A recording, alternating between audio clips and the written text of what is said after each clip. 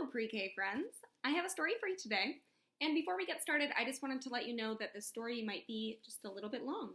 So if the video gets too long, you can always pause it and then come back to the story later. This story is called The Girl Who Danced with Dolphins. Oh, there's a little picture of a crab on this page.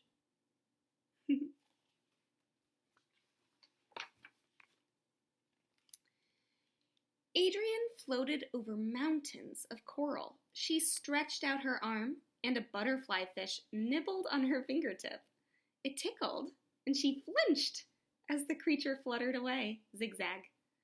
Sea grasses fanned softly below her. Nearby, the belly of Grandpa's dinghy hung like an eggshell.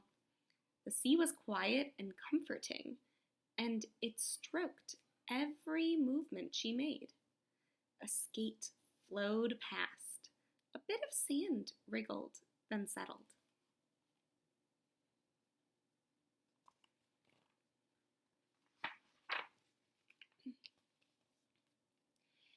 Adrian surfaced and tossed her snorkel to her grandfather. "I don't need it," she shouted. "So you're a mermaid already?" "Yes," she laughed between her breaths. "Yes, it's neat." Adrian squinted in the sun-bright air. There was only the sky, easy waves, and Grandpa bobbing with his little boat. She cleared her mask. "Stay over the reef, Annie. It's safer." Adrian nodded, sucked in a deep breath, and dived.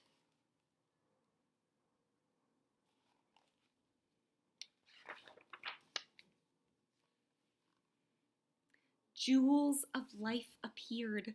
Shrimp tiptoed over spiny urchins. Anemones waved. A moray's face slunk into a crevice. Oarlocks clattered from the hollow boat. Ooh, look at that anemone.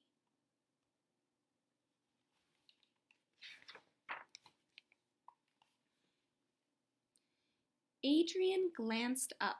Streams of bubbles boiled under Grandpa's dinghy. He was rowing toward her, fast. Between them, a shadow loomed. At first, she wasn't afraid, but stayed very still. Then, the shark rippled like a snake and slipped sideways toward her. She tried to back away and felt much too slow.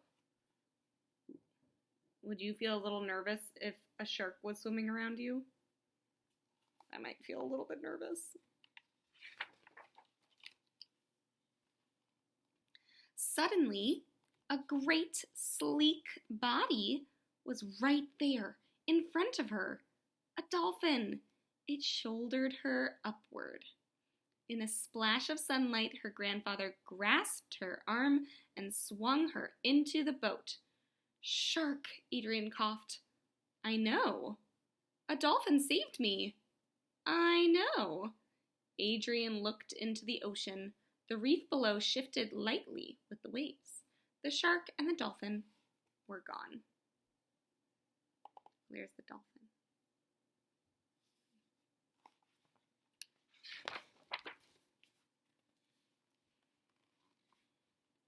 Moonlight whitened Adrian's room.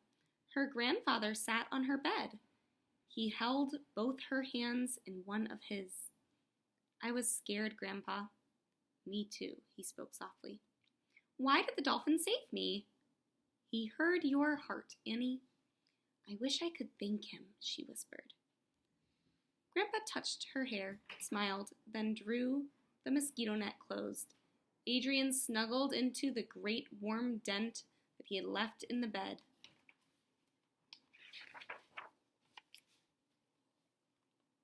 From her window, a path of moonlight glistened over the sea. The dolphins were out there. She closed her eyes and tried to imagine. If she were a dolphin, she would swim. Oh, she would swim. She would soar through the sea the way the swallows fly. She would burst from the sea and pirouette for the moon. She arched over and entered the water in a silver blanket of bubbles. Do you see the dolphin in the picture?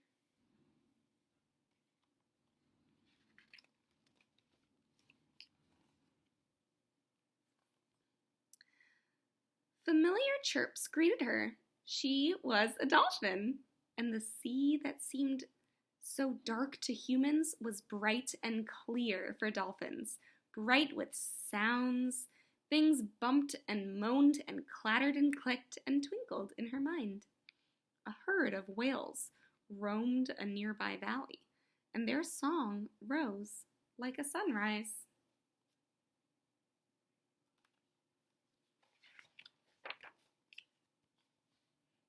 The dolphins surfaced for air, then descended together in a graceful arc through clouds of mackerel and past forests of kelp.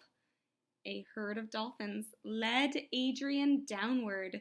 One nudged her playfully, and she nudged him right back. Far ahead, something glittered.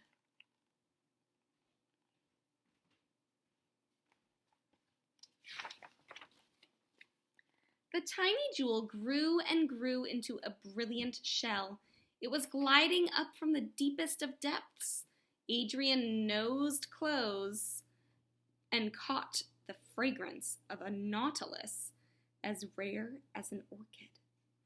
All around her, Adrian heard the dancing heartbeats of limelight.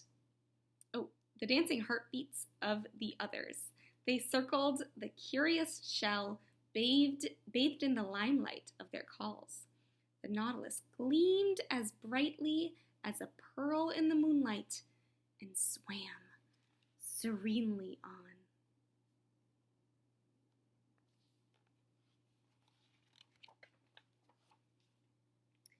Adrian turned skyward.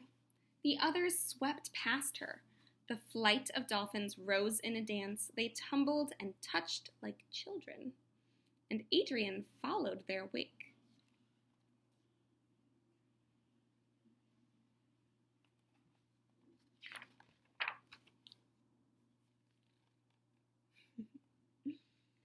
Adrian swam faster and past them, then faster still, with all her strength.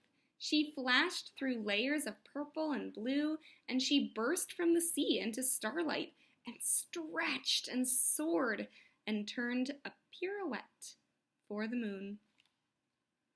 That would be fun. Adrian opened her eyes. The moonlight was gone, and the darkness was tinged with sunrise. She dressed hurriedly. There were smells of oatmeal and coffee brewing. Grandpa sat in his rocker on the porch. As she passed him, he spoke quietly.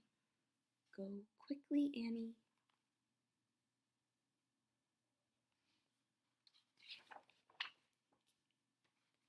She ran to the beach. There was nothing there. The breakers sparkled in the morning air. Adrian waited.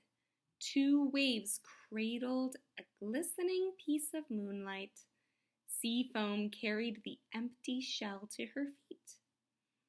In the dawn, it glowed. Adrian knelt and carefully picked up the worn and ancient shell of a nautilus. Then she stood. Beyond the breakers, a single dolphin arched away from her and out to sea. Very softly, Adrian whispered, "Thank you."